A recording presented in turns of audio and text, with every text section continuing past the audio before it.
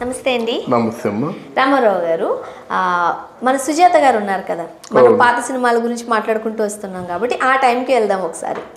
And Balachandra గారికి సుజాత గారికి మంచి అనుబంధం ఉంది. సో సుజాత గారి కెరీర్లో కొంచెం ముందుకి వెళ్ళడానికి బాలచంద్ర గారు చాలా హెల్ప్ చేశారు అని ఒక వార్త ఉంది. నిజమేనా? ఆ హెల్ప్ ఎలా ఉండేది? అంటే బాలచంద్ర గారు out of the wavy help చేస్తారు, మామూలుగా అరకొరగా చేయరు. ఒక సూపర్ స్టార్ని చేసిన తర్వాతే వదిలేస్తారు అన్నమాట. నేను గోరింటాకు తర్వాత డైలాగ్స్ అవి తెలుగు నేర్చుకోవడం కోసం దాసరి గారు నేను బాగా చదువుకున్నానని నన్ను ఆ డైలాగ్స్ చెప్పడం కోసం వాళ్ళ ఇంట్లో పెట్టారు. అప్పుడు అంతే బాగా సంపాదించేవాడిని అప్పుడు కూడా. అంటే శ్రీదేవి 650 రూపాయలు, ఇక్కడ సుజాత 400 రూపాయలు నెలకి. పెద్ద 400 అంటే పెద్ద అమౌంట్. శ్రీదేవి అంటే శ్రీదేవి 650 అలా మాట. అంటే అప్పుడు అక్కడ తెలుసుకుంది మాత్రం ఒక కళాకారిని జీవితం ఎలాగుంటుంది, ఎంత కష్టాలమయమై ఉంటుంది అన్నది కళ్ళ ముందు కనిపించిందమ్మా. ఎందుకంటే ఆవిడ జయకర్ అనే వ్యక్తిని, మలయాళీ వ్యక్తి, ఎర్నాకుళం వాళ్ళది, కేరళలో ఎర్నాకుళంలో వాళ్ళ ఇల్లు. సుజాత మలయాళీ అమ్మాయి కదా, మలయాళీ, కేరళలో ఎర్నాకుళం. అంటే మిడిల్ క్లాస్ ఫ్యామిలీ. ఆ మిడిల్ క్లాస్ ఫ్యామిలీలో తమిళ సినిమాల్లో యాక్ట్ చేసి మంచి పేరు తెచ్చుకుంది. పైగా చాలా పద్ధతిగా ఉంటారు, ఎక్కువగా చీరల్లోనే ఆమె చూసాం. ఎంత బాగుంటుందండి. డ్రెస్సుల్లో కూడా పెద్దగా చూడాలి, అంటే పంజాబీ డ్రెస్సుల్లో కూడా చీరలు ఉంటుంది. ఎంతసేపు నవ్వు నడక. ఆ నడక ఆడవాళ్ళు అంతకంటే బాగా నడవలేరు, అంత అందంగా నడుస్తుంది. ఆ నవ్వు ఒకటి. తర్వాత లక్కీగా తొందరగా గ్రాస్పింగ్ పవర్ ఉండేది. డైలాగ్ చెప్పినట్టయితే వెంటనే గ్రాస్ప్ చేసి తెలుగులో డబ్బింగ్ కూడా చెప్పింది సర్కస్ రాముల్లో. అది మాట. అప్పుడు మా అందరికీ వాచీలు ఇచ్చింది అసిస్టెంట్ డైరెక్టర్లకి. ఇంత చెప్పొచ్చేది ఏంటంటే అక్కడ ఆయన అందంగా ఉంటాడమ్మా. అంటే ఒక 6 అడుగులు హైటు, అందంగా ఉంటాడు. కానీ సుజిత్ అని కొడుకు పేరు అన్నమాట. అప్పుడే కొడుకుని కన్నది. వాడికి పెద్ద అనుమానం పిశాచి. సుజాత వాళ్ళ హస్బెండ్కి. ఆయన కూడా ఇండస్ట్రీకి చెందిన వ్యక్తేనా? లేదు, పచ్చళ్ళ మధ్యలో ఆయన పచ్చళ్ళు ఎగుమతులు దిగుమతులు మొత్తం పచ్చళ్ళ వ్యాపారం అన్నమాట. ఎలా చేసుకున్నారు అందరికీ ఎందుకమ్మా నువ్వు ఆ పచ్చళ్ళ వ్యాపారాలు ఏంటి? ఇంకోటి మన గార్మెంట్స్ అవి ఉంటాయి కదా, ఫారిన్ ఎగుమతి చేస్తే బాగా డబ్బులు వస్తాయంటే ఆయనకి పచ్చళ్ళు అంటే ఇంట్రెస్టెడ్.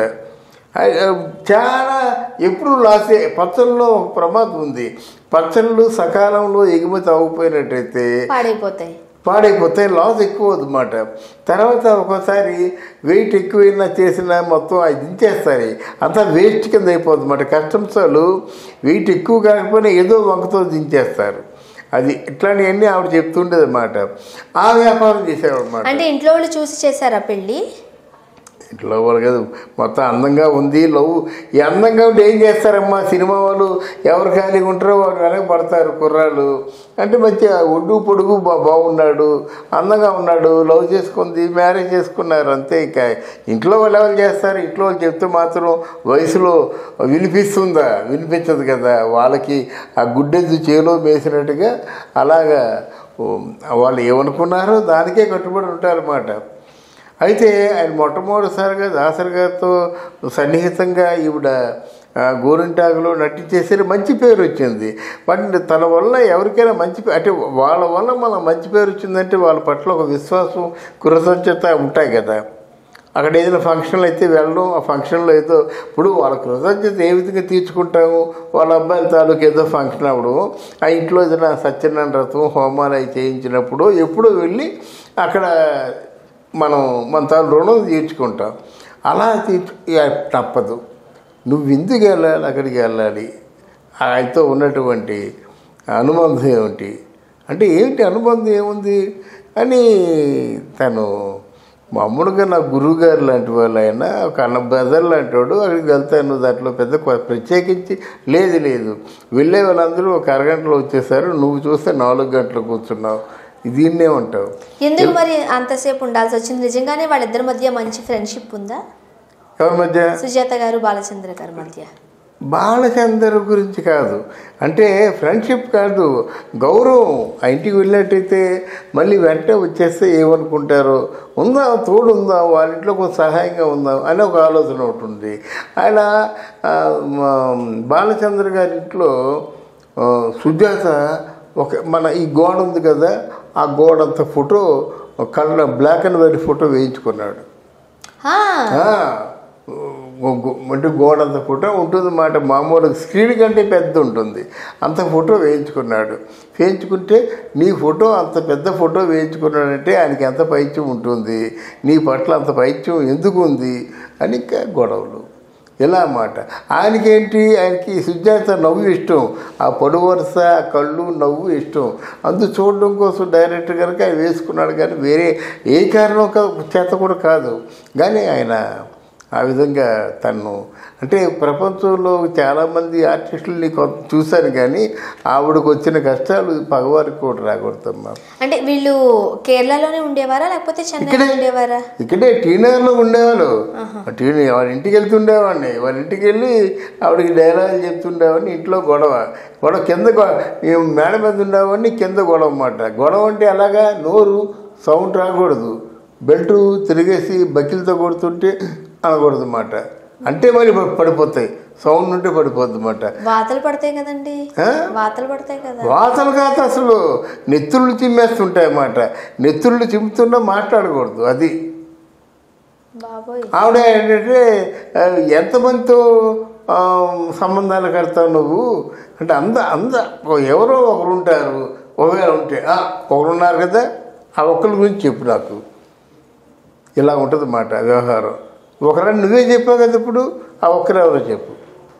ఎవరో నీకు తెలుసు కదా, మళ్ళీ నన్ను అడుగుతావు ఎందుకు అంటే, నాకు తెలియడం కదమ్మాయి, అంతా నాకు తెలుసు, కానీ విషయం చెప్పు ఇలా మాట. ఎందుకు అంత భరించాల్సిన అవసరం వచ్చింది?